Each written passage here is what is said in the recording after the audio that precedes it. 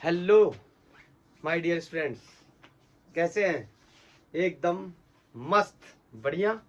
चलिए आज की पढ़ाई शुरू करते हैं। हम लोग इलेक्ट्रिक फील्ड्स एंड चार्जेस की पढ़ाई कर रहे थे और उसमें हम यूनिफॉर्म चार्ज डेंसिटी का जो कॉन्सेप्ट है उसका यूज करके अलग अलग ज्योमेट्रीज पे इलेक्ट्रिक फील्ड का एक्सप्रेशन ड्राइव कर रहे थे। तो आज उसी के लिए एक नया एप्लीकेशन है। इसमें भी हमें क्या करना है, इलेक्ट्रिक फील्ड का एप्लीकेशन यूज करके सॉरी यूनिफॉर्म चार्ज डेंसिटी का कॉन्सेप्ट यूज करके इलेक्ट्रिक फील्ड का एक्सप्रेशन निकालना है, और वो भी without using of Gauss law. और अच्छी बात क्या है, हमने तो गॉस लॉ अभी पढ़ा ही नहीं है। That's okay.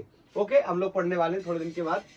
ये देखेंगे क्वेश्चन इस तरीके से आपके बोर्ड के एग्जामिनेशन में लिखा हुआ होगा, और जो लोग नीट या आईआईटी के कंपटीशन वाले हैं, वो कंपटीशन वाले जो लोग हैं वो कॉन्सेप्ट को समझ लेंगे और एक्सप्रेशन को क्या करेंगे, याद रखेंगे। ओके, पढ़ लेते पहले क्वेश्चन को। A charge is distributed uniformly। मैंने आपको क्या बताया था, चार्ज हमेशा यूनिफॉर्मली डिस्ट्रीब्यूटेड होगा, कहीं कम या कहीं ज्यादा जैसा चार्ज नहीं होगा। अगर कहीं कम या कहीं ज्यादा जैसा चार्ज है, इसका मतलब डेंसिटी क्या हो जा रही है, चेंज। लेकिन हमारे क्वेश्चंस में डेंसिटी चेंज होने वाली नहीं है। इधर कौन सी डेंसिटी हो, लीनियर, सरफेस या वॉल्यूम, सारी डेंसिटी क्या रहने वाली है, constant. Over a ring of radius capital R obtain the expression of electric field intensity capital E at a point on the axis of a ring, hence so that for a point charge at large distance from a ring it behaves like a point charge। ठीक है, इसके बारे में बाद में discuss करेंगे। ये कह रहा है प्रूफ करिए for a point at large distance, एक कोई पॉइंट है जो कि बहुत लार्ज डिस्टेंस पे है, उसके लिए ये जो रिंग है ना, ये कैसा बिहेव करता है, ये पॉइंट चार्ज की तरह बिहेव करता है। तो ये लेटर क्वेश्चन, इसके बारे में बाद में डिस्कस करेंगे। सबसे पहले हम डिस्कस करने जा रहे हैं क्या, रिंग की वजह से कितना इलेक्ट्रिक फील्ड होगा उसकी एक्सेस पे। ठीक है, तो मैं इसको साफ करता हूं। एक सेकंड, मैं आपको इस चीज को एक्सप्लेन करने के लिए एक इंस्ट्रूमेंट की जरूरत कुछ ऐसा ले आता हूं ताकि मैं आपको समझा पाऊं इस बात को। एक सेकंड आप वेट करो। ओके, मैं इसको साफ करता हूं। एक रिंग है मेरे पास जो यूनिफॉर्मली चार्ज्ड है, इसके ऊपर चार्ज फैला हुआ है, पर यूनिट लेंथ में चार्ज की वैल्यू सेम है, और इसको मैं बोर्ड पे बनाने जा रहा हूं ड्राइव करने के लिए। तो लेट्स से मेरे पास ये कोई रिंग रहने वाली है इस तरीके से। ये कोई एक रिंग है, अच्छी नहीं बनी है, फिर से ट्राई करते हैं।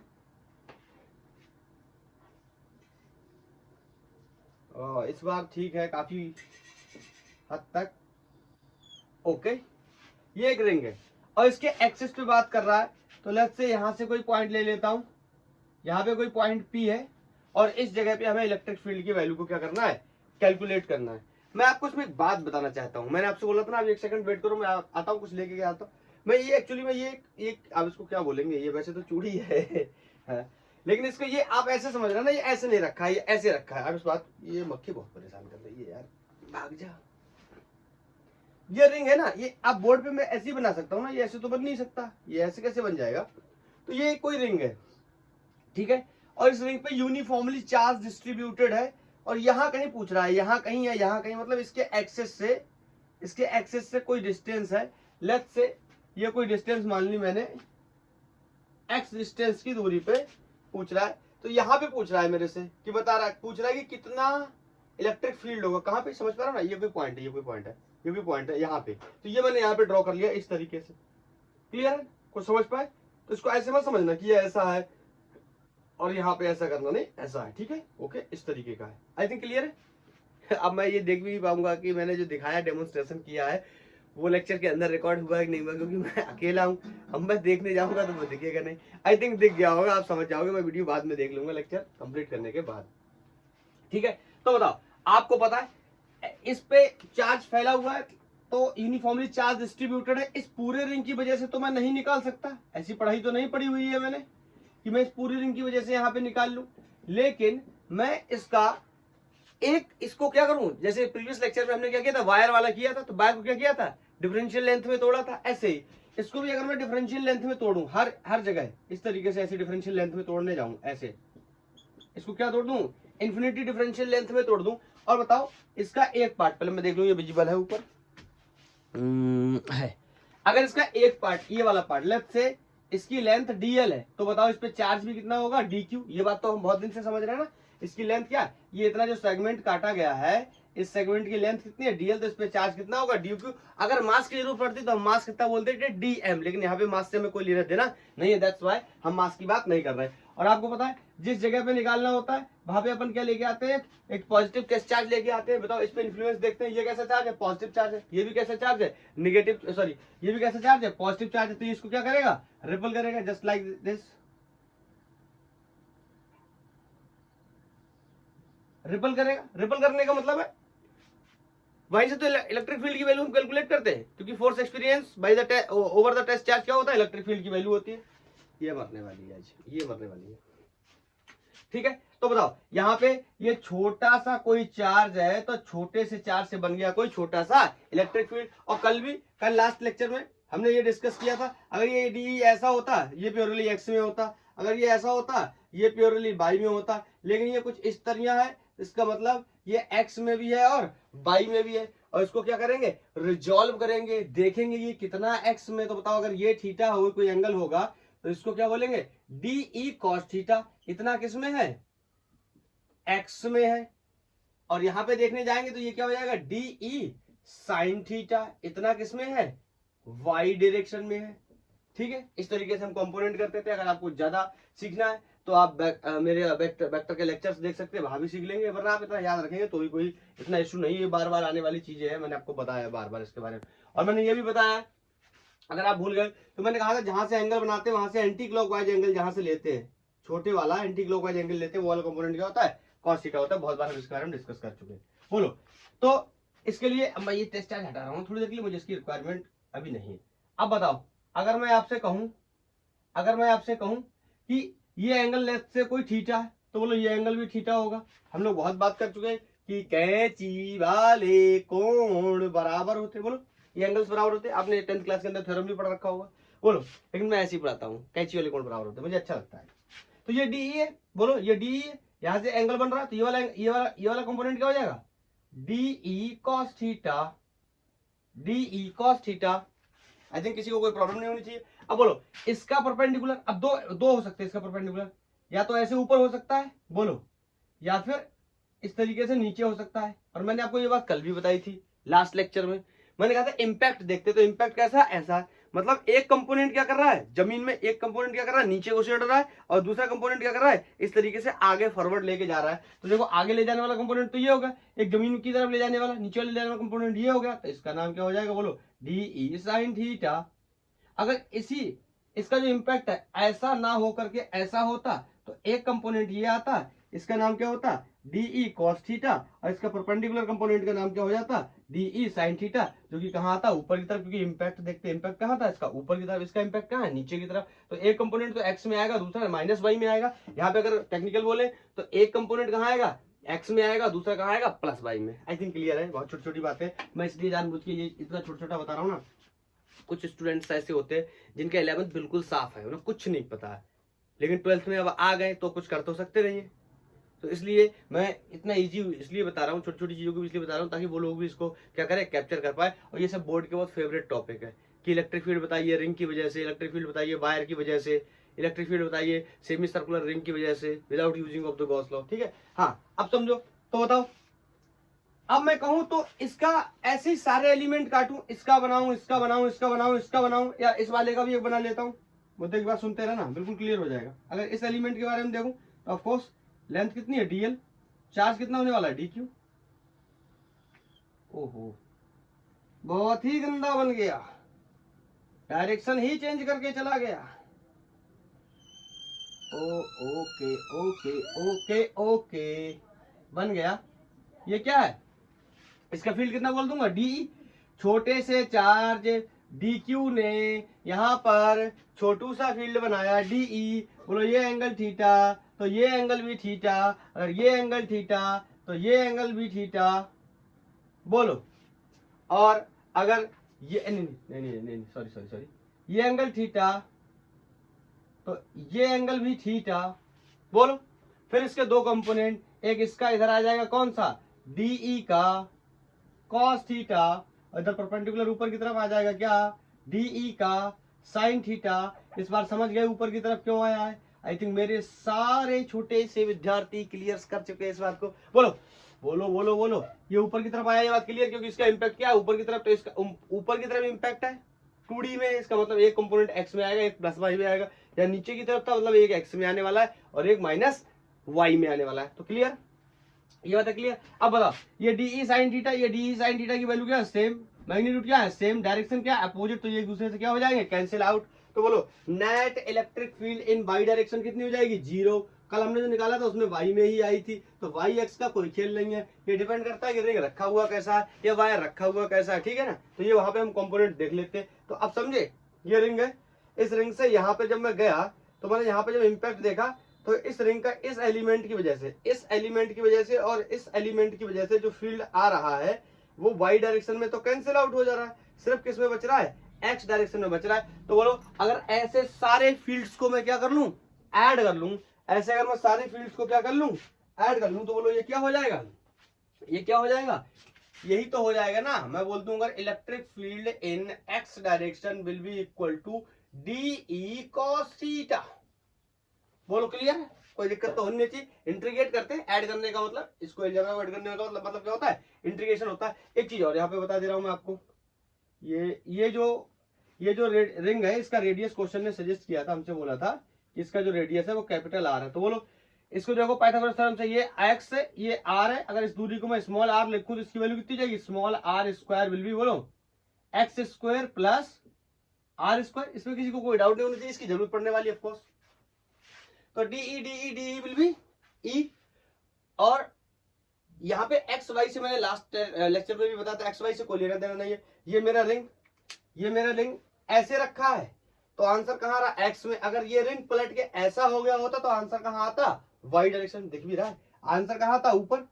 और इलेक्ट्रिक फील्ड कहाँ बचता, प्लस वाई डायरेक्शन में। मैंने ऐसे रखा हुआ है, इस वजह से किसमें बच रहा है, प्लस एक्स में। तो इसलिए यहाँ पे हम एक जनरल रिलेशन ड्राइव कर रहे हैं, यहाँ एक्स वाई को क्या करेंगे, ऑफकोर्स इग्नोर करेंगे, तो यहाँ पे क्या हो जाएगा, ई हो जाएगा। अब बताओ एक छोटे से चार्ज की वजह से कितना इलेक्ट्रिक फील्ड होगा, क्या मैं लिख दूं, चलो यहीं पे लिख देता हूं, इतना तो आप समझ ही पाते होंगे, बार बार हम लोग इस बात को डिस्कस कर रहे हैं। एक छोटे से चार्ज की वजह से कितना इलेक्ट्रिक फील्ड होगा, 1/4 पाई एप्सिलॉन नॉट। बोलो इलेक्ट्रिक फील्ड एक पॉइंट चार्ज की वजह से क्या होता था, KQ अपॉन R स्क्वायर। तो KQ अपॉन R स्क्वायर ये होता था, ध्यान से सुनना, अभी लिखना मत, गलत है, ये होता था। लेकिन ये तो यूनिफॉर्मली डिस्ट्रीब्यूटेड चार्ज है, तो इसके लिए हमने क्या किया था, छोटे छोटे चार्जेस में कन्वर्ट कर लिया, तो वही छोटे छोटे चार्ज क्या बन गया, तो पॉइंट चार्ज। इसका मतलब ये अब क्या है, एक पॉइंट चार्ज की तरह बिहेव कर रहा है, यहाँ भी एक कट है, ये भी एक पॉइंट चार्ज की तरह बिहेव कर रहा है, एक पॉइंट चार्ज, ये भी पॉइंट चार्ज, ये भी point charge. Clear clear clear. तो ये सारे चार्जेस को मैंने क्या कर लिया, कन्वर्ट कर लिया पॉइंट चार्जेस में, और मैंने देख लिया इस पॉइंट चार्ज की वजह से यहाँ पे कितना इलेक्ट्रिक फील्ड है। फिर मैंने देख लिया इसकी वजह से, मैंने कहा ऐसे सब पॉइंट चार्जेस की वजह से इलेक्ट्रिक फील्ड कितना है, यहाँ पे ऐड कर लो। ऐड करने का मतलब क्या हो गया, इंटीग्रेशन हो गया। अब वैसे ऐड नहीं कर सकते, DE cos theta plus DE cos theta plus DE cos theta, समझ रहे ना, वैसे वाला इंटीग्रेशन नहीं, सॉरी वैसा वाला यहाँ पे समेशन नहीं होने वाला, यहाँ इंटीग्रेशन की हेल्प से हम लोग जोड़ने वाले। बोलो क्लियर। तो बताओ, तो यहाँ पे चार्ज कितना है, DQ।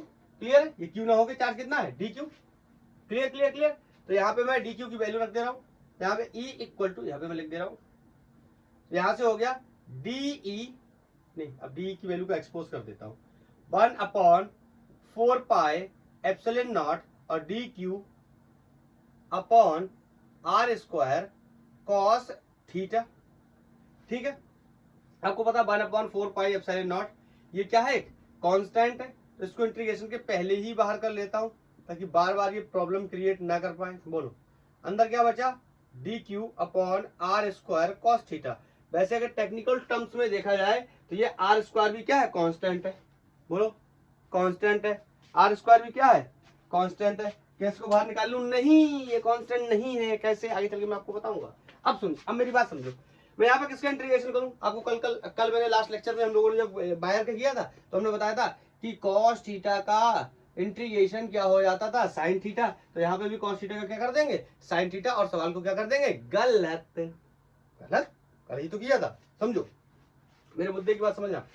सबसे पहली बात है कि हम ये सबसे पहला विषय होता है, पहला फर्स्ट पॉइंट होता है कि किसका इंटीग्रेशन करना है, उसी के हिसाब से लिमिट हम लोग सेट करते हैं, किसका इंटीग्रेशन करना है। तो ऑफ कोर्स हमें यहाँ पे दिख रहा है, हम कहना क्या, ये एंगल है, याद करो, सॉरी ये एंगल है और ये चार्ज है, दोनों एक दूसरे के साथ इंटीग्रेट नहीं होंगे। लास्ट लेक्चर में हमने ऐसा किया था, फिर क्या किया था, चार्ज को हटाया था इन the terms of linear charge density के टर्म्स में। यहाँ पे भी क्या करेंगे, ऐसा ही करेंगे, देख लेते हैं। यहाँ पे एंगल पहले चेक कर लेते हैं, क्या एंगल वेरिएबल है या कांस्टेंट है। लास्ट प्रीवियस लेक्चर में जब हमने वायर के लिए निकाला था तो एंगल क्या था, वेरिएबल। अगर एंगल यहाँ पर भी वेरिएबल है तो इसको हटाएंगे, किसको, चार्ज को हटाएंगे in the terms of linear charge density. बोलो लैम्डा इक्वल टू चार्ज पर यूनिट लेंथ के टर्म्स में। अगर नहीं है तो सिंपली cos थीटा की वैल्यू को एक्सपोज कर देंगे। अब समझना, पहले देखते हैं क्या एंगल कांस्टेंट है। ये एंगल कांस्टेंट है तो आप कहोगे, मैं यहाँ पे बताने जा रहा हूँ, थोड़ा सा समझना। इस डीएल सेगमेंट के लिए लिया मैंने, तो लेट्स से ये कोई इस तरीके से बना cos थीटा, ठीक है, इस वाले डीएल सेगमेंट के लिए लिया। फिर मैं अगर इस वाले के लिए लूंगा तो ये बन जाएगा, इस वाले के लिए लूंगा तो ये बन जाएगा। और एंगल क्या होता है, बोलो एंगल क्या होता है, एंगल क्या होता है, एंगल क्या होता है, आर्क अपॉन रेडियस। अरे यही तो होता है सबसे बेसिक एंगल की डेफिनेशन, आपने यही तो पढ़ी होगी। आर्क अपॉन रेडियस क्या होता है, एंगल। आर्क का मतलब ये लेंथ, ये वाली लेंथ, ये कितनी होने वाली है, और अपॉन रेडियस ये वैल्यू कितनी होने वाली। तो बताओ ये रेडियस, ये वैल्यू तो क्या होने वाली है, फिक्स होने वाली है। बोलो फिक्स होने वाली है, फिक्स होने वाली है नहीं। समझो कैसे, मेरी बात को सुनना, मैंने दोबारा से एक्सप्लेन करने जा रहा हूँ। इस वाले डीएल सेगमेंट के लिए, लेट्स से मैंने इस वाले डीएल सेगमेंट के लिए लिया, तो मैंने ये यहाँ पे एंगल बनाया, ये कोई एंगल बना थीटा, और थीटा क्या होगा, दिस बटे दिस। बोलो इसका और इसका रेशियो थीटा हो जाएगा।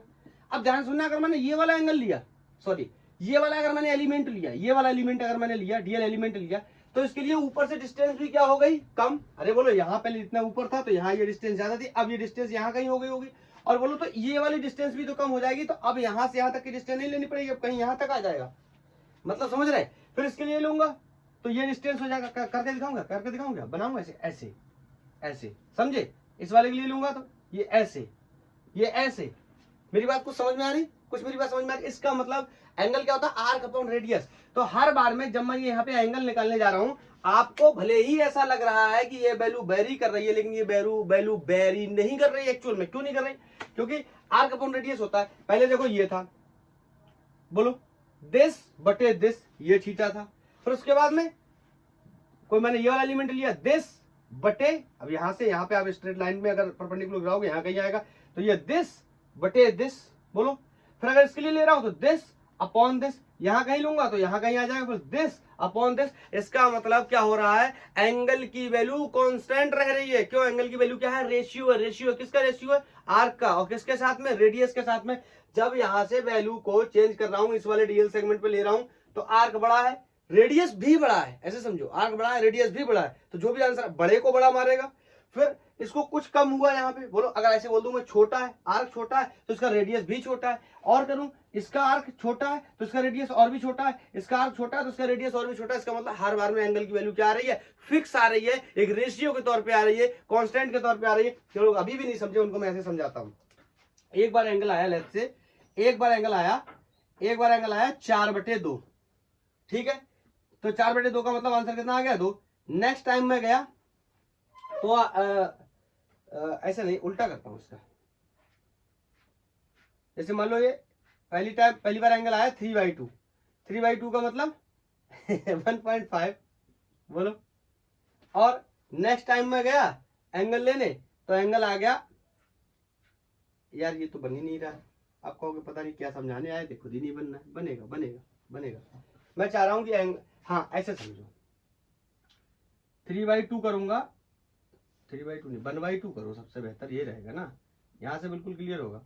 ये 1/2 मान लो, पहले आर्क कितना है 1, रेडियस कितना है 2, तो ये 1/2 है। नेक्स्ट टाइम आर्क कितना हो गया, आर्क कितना हो गया, लेफ्ट से 2, और रेडियस कितना हो गया 4, तो ये फिर से कितना आ गया 1/2।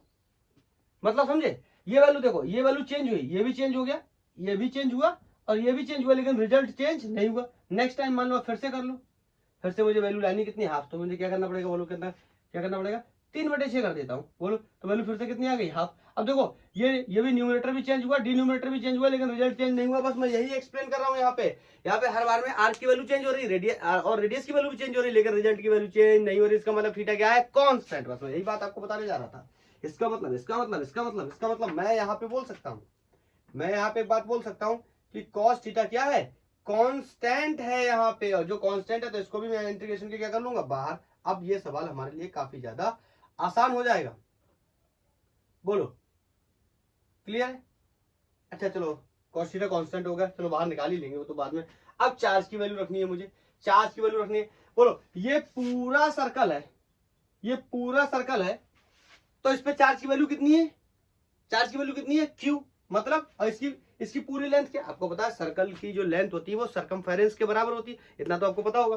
तो मैं कह सकता हूं कि 2 पाई r डिस्टेंस में Q चार्ज है। यूनिटरी मेथड का यूज कर रहा हूं, इसमें किसी को कोई प्रॉब्लम नहीं होनी चाहिए, ये तो बचपन से हम पढ़ते चले आ रहे हैं। 5 रुपए के 10 केले, तो एक केले का दाम 10/5। बोलो तो यहाँ पे मैं आपसे बोलूं अगर यूनिट लेंथ में कितना चार्ज हो गया, ये तो 2 पाई r लेंथ में हो गया कितना चार्ज, Q यूनिट लेंथ में चार्ज कितना हो गया Q अपॉन 2 पाई r। बोलो क्लियर है। और लेंथ हमारी कितनी है dl, हर बार हम dl सेगमेंट पे काम कर रहे हैं, तो बताओ dl लेंथ पे कितना हो जाएगा 2 pi r upon sorry Q upon 2 pi r, ये यूनिट लेंथ पे। अगर इसका मल्टीप्लाई कर दे किससे dl से, अरे ये तो बहुत छोटी छोटी बातें हैं ना, यूनिट का दाम निकाल लेते, दाम यूनिट का दाम निकाल लेते और जितना खरीद रहे उससे मल्टीप्लाई कर देते, समझ गए ना। तो पूरे सर्कल पे इतना चार्ज है, तो यूनिट सर्कल पे तो यूनिट लेंथ पे इतना चार्ज होगा, लेकिन जो हम स्पेशली ले रहे हैं एक्स या D L length, D x length, by length, Z length, कुछ भी ले रहे हैं, तो उसमें क्या होगा उसका मल्टीप्लाई हो जाएगा। तो ये मुझे चार्ज की वैल्यू भी पता चल गई। बोलो यहां से डी क्यू की वैल्यू पता चल गई।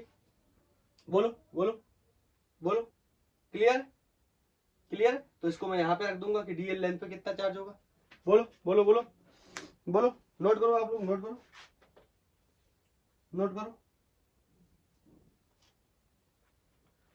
हटाऊं, अब मैं यहां लिख नहीं सकता क्योंकि यहां नीचे विजुअल नहीं होगा, अब मैं ऊपर लिखता हूं। तो यहां पे मैं इन सब चीजों को रखता हूं, तो ये हो जाएगा E equal to 1/4 pi epsilon naught. अभी हमें लिमिट भी तो लगानी है, लिमिट तो हम तभी लगा पाएंगे जब सारी चीजों को एक्सपोज कर पाएंगे। तो यहां से कितनी वैल्यू हो जाएगी, बोलो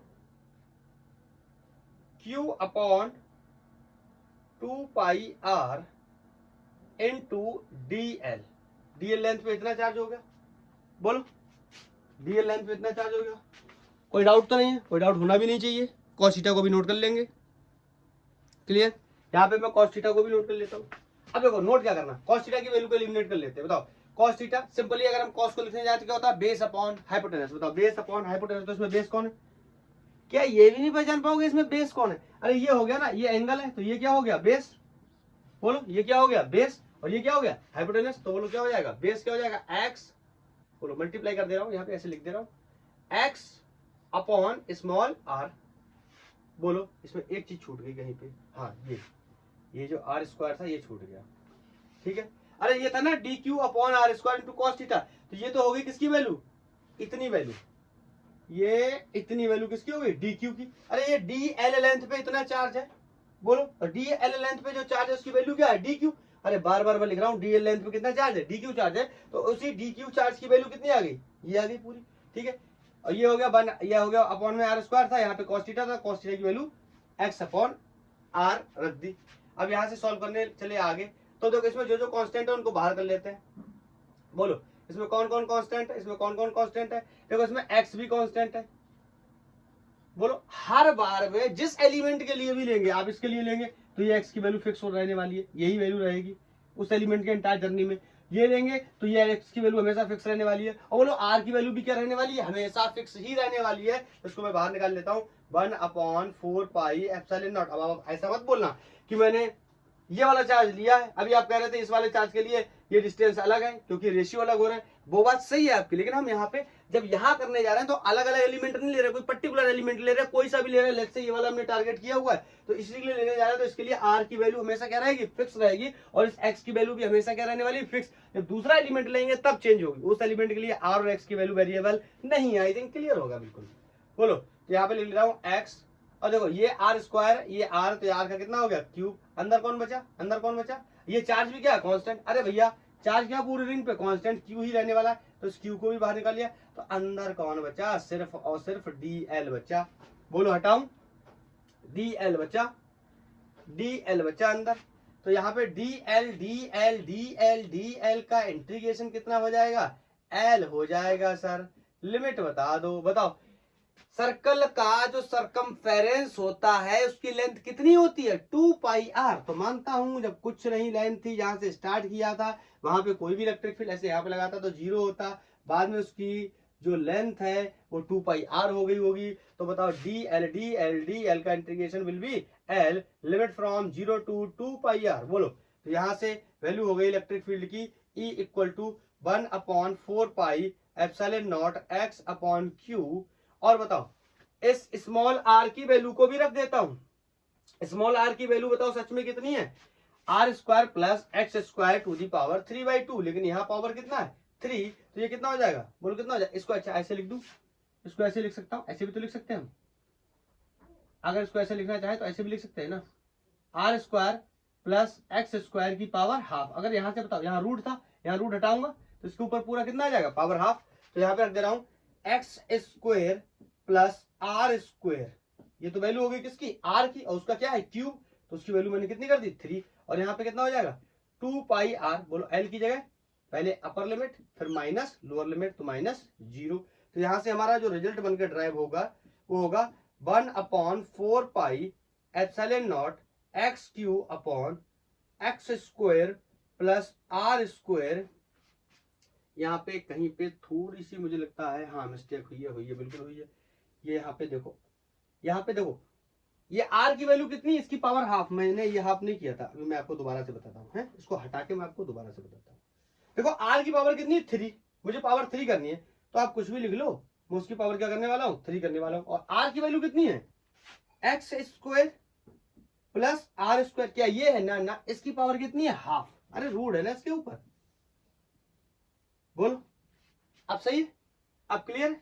अब देखो ये पावर अंदर मल्टीप्लाई कर दूंगा तो क्या हो जाएगा x square plus r square, ये अंदर यहाँ मल्टीप्लाई होकर यहाँ आ जाएगा, तो कितना हो जाएगा 3/2 x square plus r square to the power 3/2। और यहाँ से कितना बचा 2 पाई आर। बोलो क्लियर है।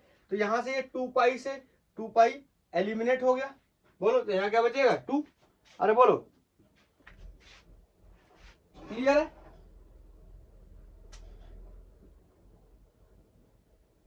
क्लियर है। तो क्या मैं रिजल्ट लिख दूं यहाँ से, अब आगे नीचे लिखूंगा तो शायद दिखाई नहीं होगा, विजुअलिटी एक बार चेक करूं क्या, हो सकता है पॉसिबल नहीं हो पाएगा, मैं लिखूंगा तो दिखाई नहीं देगा। आप इसको नोट कर लो, अब इसको नोट करो, फिर मैं लिख देता हूँ। बोलो नोट करो, कर लिया होगा इसे, तो हटा रहा हूँ, हटा करके लिख देता हूँ, कर लो। यहाँ से ई की वैल्यू आ गई, ई विल बी इक्वल टू, बोलो यहाँ से ये आर बचा तो ये हो गया एक्स क्यू आर अपॉन, देखो यहाँ से ये हमारा तो कितना बचा 2 पाई से पाई एलिमिनेट हो गया, 2 एप्सिलॉन नॉट और x square plus r square to the power 3/2। बोलो बोलो क्लियर है, क्लियर है, होना चाहिए क्लियर, कोई दिक्कत नहीं होनी चाहिए। आई थिंक इसमें थोड़ी सी प्रॉब्लम हो गई, एक एलिमेंट छूट गया हमारा कहीं पे, एक फैक्टर मिस हो गया, और वो फैक्टर कौन सा मिस हुआ है, यहाँ पे जब चार्ज की वैल्यू रखी तो यहाँ पे 2 पाई आर और भी रखा गया था नीचे, आपको याद हो तो, यहाँ कहीं पे यहाँ पे क्यू एक्स अपॉन 2 पाई आर और था, और उस 2 पाई आर की वैल्यू को मैं लिखना भूल गया, इसी वजह से ये रिजल्ट गड़बड़ा रहा है। बोलो क्लियर है।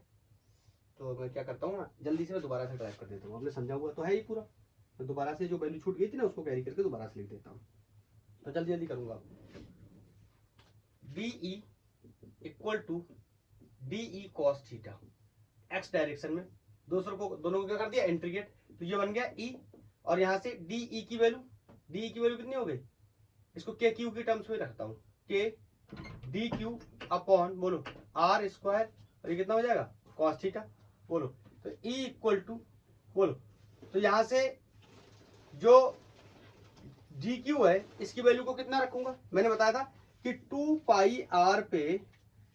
पाई आर लेंथ पे चार्ज क्यू है, तो यूनिट लेंथ पे चार्ज 2 पाई आर इंटू 1 हो जाएगा। बोलो 2 पाई आर इंटू 1 हो जाएगा।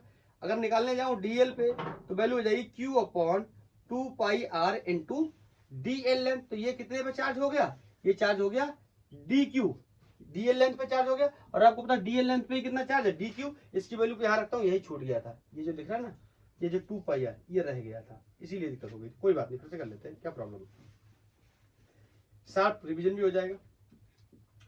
2 पाई आर इसको लिख लिया into multiply by D L cos theta, इसको हटा रहा हूँ, ये हटाने के चक्कर में ना ऊपर नोट करो तो रह जाता है एक दो कभी कभी।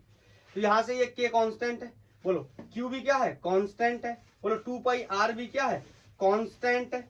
अब देखो फिर से देखो, अब ये छोटा वाला r रह जा रहा है इस बार, ये छोटा वाला r रह जा रहा है, यही तो प्रॉब्लम होती है कभी कभी।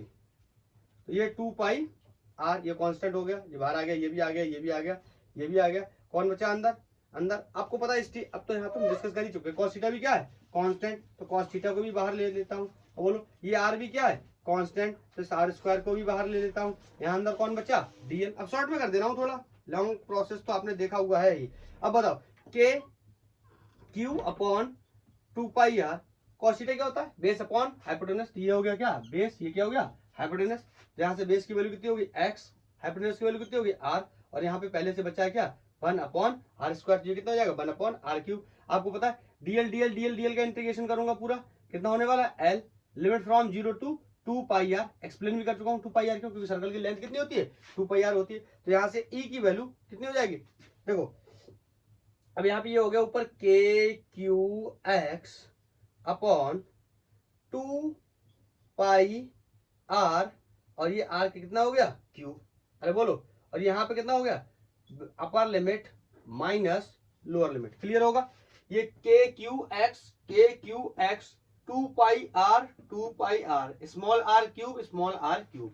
अब यहाँ पे सारी वैल्यूज को जो भी पॉसिबल गिवन है उनको रख लेते हैं। तो यहाँ से e की वैल्यू विल बी, यहाँ से के Q x upon 2 pi r, इस r की स्मॉल r की वैल्यू हमें पहले से पता है, इसकी वैल्यू कितनी है r x square plus r square की पावर हाफ, और उसका क्या करना है 3, तो इसका पावर कितना करना है क्यूब। बोलो ये मल्टीप्लाई होकर अंदर आ जाएगा। अब ज्यादा टाइम वेस्ट नहीं करने वाले, दोबारा से सीख रहे हैं।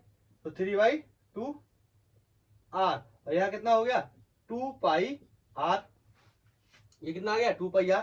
इस 2 पाई r से ये 2 पाई r क्या हो गया एलिमिनेट, यही तो प्रॉब्लम होगी। मैंने इसको कांस्टेंट के फंक्शन से काट दिया था क्योंकि मेरा ये वाला एलिमेंट मिस हो गया था, तभी मैं सोचूं रिजल्ट मैच नहीं किया। पहले से ही दिमाग में क्लियर हो आने लगता है ना कि ये रिजल्ट कहीं ना कहीं थोड़ा सा गड़बड़ हो गया। कोई बात नहीं, गलतियां इंसानों से ही होती हैं। Absolutely very very sorry, okay, from depth of my heart. तो ये हो गया x square plus r square to the power 3/2। बोलो क्लियर है। यहाँ पे आप चाहो तो k की वैल्यू को भी रख सकते हो। तो k की वैल्यू को मैं चाहूँ तो इस तरीके से लिख सकता हूँ 1 upon 4 pi epsilon naught k q x upon x square plus r square to the power 3/2। ये समझ रहे हो ना। अब सालों साल से यही काम करता आ रहा हूँ, पढ़ाता हूँ, यही करता हूँ, हर साल ये रिजल्ट ड्राइव करता हूँ, कई बार करता हूँ। तो जैसे ही कहीं पे थोड़ी सी भी मिस्टेक होती ना तो मुझे पता चल जाता है ये कहीं ना कहीं गलत हो गया है।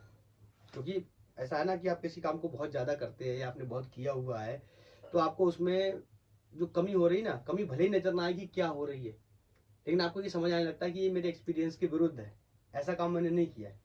समझ रहे हो, it is totally against from my experience, I have never done this. मैं इसका एग्जाम्पल आपको बताता हूँ। जब मैं छोटा था, आपने भी महसूस किया होगा, जब मैं छोटा था मैं स्कूल जाता था तो जो मेरा जिस रोड से मैं जाता था उस पर बहुत सारे पेड़ होते, ऑफकोर्स सारे रोड्स पे पेड़ होते, रोड के किनारे बहुत सारे पेड़ लगे होते। तो कभी भी आप देखना कि कहीं से पेड़ कट जाए, आपको ना पता हो, रैंडमली ऐसा हो, और आप नेक्स्ट डे जाएंगे जब तो आप देखेंगे वहाँ पे आपको अजीब सा फील होगा, ऐसा लगेगा कुछ कम है और होना चाहिए था, है ना। वही मुझे यहाँ लगता है, जब पेड़ कट जाता था तो मुझे अजीब फील होता था कि यार कुछ कम है, ऐसा नहीं होना चाहिए। ये जो प्रॉब्लम होती है ये किसकी प्रॉब्लम होती है, हमारे ब्रेन की प्रॉब्लम होती है। ब्रेन ने जो देखा हुआ है वो सेव कर लेता है, उसको बिल्कुल सेव कर लेता है मेमोरी के अंदर। जैसे जाते दिखाता रहता है चीजों को, हम समझ जाते, लेकिन कुछ समथिंग डिफरेंट दिखता है ना, ब्रेन कहता नहीं कुछ तो गड़बड़ है। ऐसे मुझे यहाँ समझ आ जाता है कि कुछ तो गड़बड़ है, क्योंकि मैंने इतनी प्रैक्टिस की हुई है, इतनी बार ड्राइव किया हुआ है। ठीक है, तो यहाँ से ये बात क्लियर हो गई, ये नोट हो गया।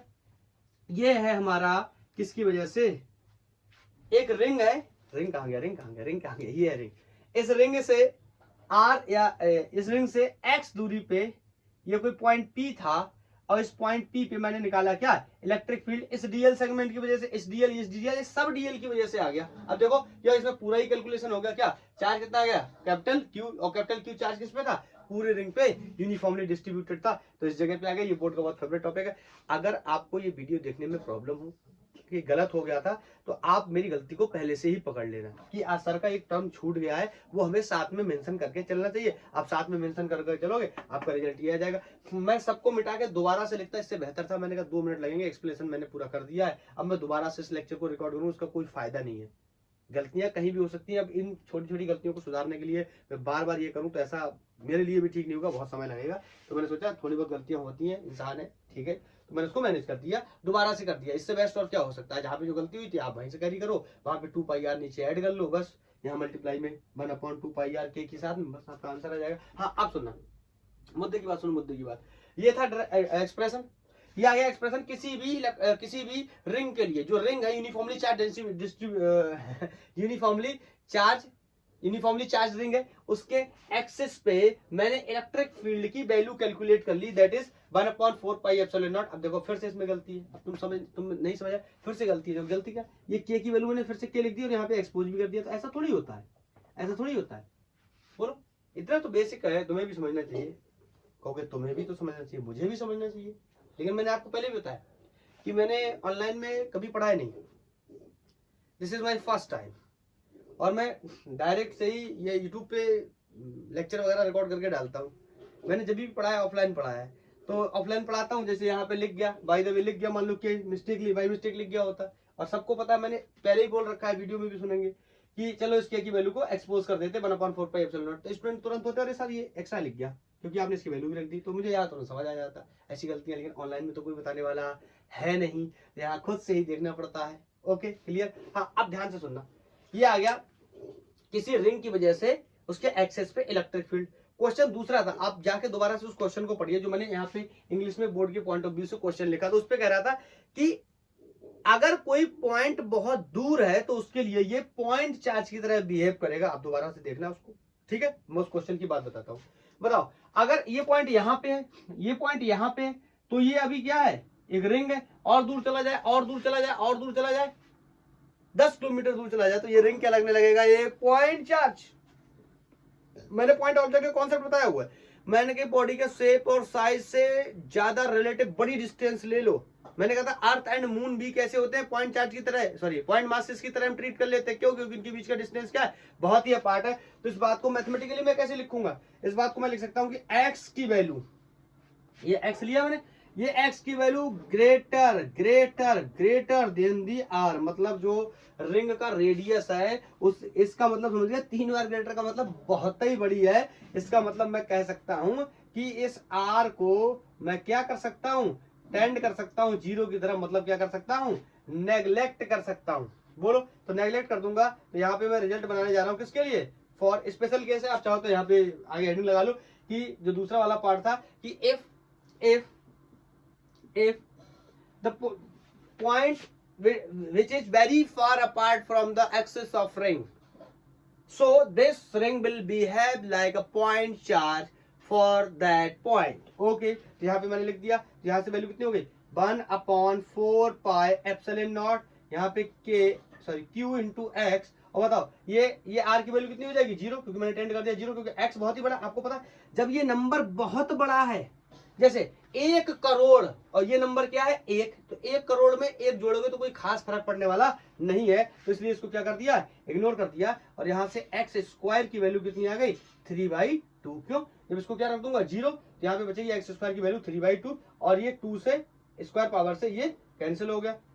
अरे यार इतना तो समझ आना चाहिए। अब ये नहीं समझ आ रहा तो इसके लिए तो मैं कुछ नहीं कर सकता। ये हो गया 1/4πε0 q x upon x to the power 3। बोलो, अब यहाँ एक पावर से पावर मर गया तो मैं ऊपर लिख देता हूँ, यहाँ एक पावर से, यहाँ एक x से एक x चला गया, तो यहाँ कितना बचा x स्क्वायर। तो e equal to 1/4πε0 q upon x square. क्या ये देखा देखा नहीं लग रहा है, बिल्कुल लग रहा है सर। यही था क्या, electric field due to a point charge. कुछ लोग सर यहाँ r नहीं था, सॉरी x नहीं था, r स्क्वायर था। कोई बात नहीं मेरे पागल बच्चे, आर नहीं, एक्स नहीं, इन सब चीजों का कोई फर्क नहीं पड़ता। हमें सिर्फ देखना होता है कि डिस्टेंस कहां से, चार्ज से फाइंडिंग पॉइंट तक। आप कहोगे यहाँ पे तो आपने आर ली, तो यहाँ पे आर बन रही थी ना, चार्ज कौन था, ये था, डीएल चार्ज था, सॉरी जो डीएल लेंथ था, इस पे चार्ज जो कौन था, डी क्यू। उस डी क्यू चार्ज की वजह से यहाँ पे जो डिस्टेंस थी वो कितनी थी, स्मॉल आर। लेकिन जब हम बहुत दूर चले गए, फील करो फील करो फील करो फील करो फील करो, जब हम इस रिंग से बहुत दूर चले गए, मतलब ये रिंग ही क्या बन गया, एक पॉइंट चार्ज बन गया। तो ये इसका जो रेडियस वगैरह ये हमारे लिए मैटर नहीं करता, ये खुद एक पॉइंट चार्ज बन गया, मतलब इतू सा हो गया, ये ऐसे ऐसे इतू सा हो गया। तो बताओ क्या करेंगे, यहां से इस पॉइंट चार्ज से यहां तक की डिस्टेंस लेंगे, तो वही तो कौन है, एक्स। इस केस में आ रहा है क्योंकि ये पॉइंट कहां है, एक्सिस पे है, पास में है। लेकिन जब ये बहुत दूर चला जाएगा तो इस आर का कोई मायने नहीं बचेंगे, क्योंकि ये खुद इसके पास कोई भी रेडियस नहीं रह जाएगा। हम इसको क्या मान के चलेंगे, एक पॉइंट चार्ज। इसी वजह से ये डिस्टेंस क्या आ गई, एक्स स्क्वायर। क्लियर भी है? तो यहीं पे मैं इस लेक्चर को समाप्त करता हूं। बोलो, लाइट भी थोड़ा इशू है और ये लेक्चर कंप्लीट भी हो गया है। अब मैं इसमें नेक्स्ट ऐड कर दूंगा किसका, सेमी सर्कुलर रिंग का। नहीं चलो ऐसा है, मैं यहाँ पे इसको रोक लेता हूँ, दोबारा से कैरी कर लूंगा।